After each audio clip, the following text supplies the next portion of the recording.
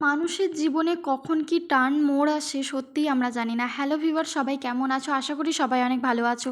তোমরা যারা আমার ভিডিওটা দেখো তোমরা নিশ্চয়ই জানো যে আগের বাড়ি তারা ক্লিনিক অ্যান্ড হসপিটালে কিন্তু আমি স্বাধীনতা দিবস পালন করেছিলাম।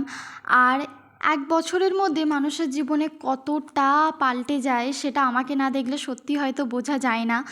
আগের বাড়ি তারা ক্লিনিকে পালন করে আজ যে হঠাৎ বর্ধমানে কাজ পাবো বা বর্ধমানে এসে থাকবো সেটার একদমই প্ল্যান ছিল না। হঠাৎ করে কত কিছু পাল্টে গেছে। তো যাই হোক, জীবনের একটা নতুন অধ্যায় আবার পালন করতে যাচ্ছি। নতুন পরিবেশ, নতুন মানুষজন, নতুন জায়গা, সব কিছু মিলেমিশে সত্যি অনেক ভালো লাগছে। পতাকা উত্তোলনের পর আমাদেরকে টিফিন দেওয়া হয়। টিফিন দেওয়ার পর যতগুলো কাজ ছিল কাজগুলো সেরে নিয়ে আমরা চলে আসি ক্যান্টিনে বিরিয়ানি খেতে। আজকে স্পেশাল হচ্ছে বিরিয়ানি, মানে আমার তো খুবই ভালো লাগে বিরিয়ানি। হোক, আজকের মতো এইটুকুই। Tata, bye bye. সবাই অনেক ভালো থাকো, সুস্থ থাকো, আনন্দে থাকো।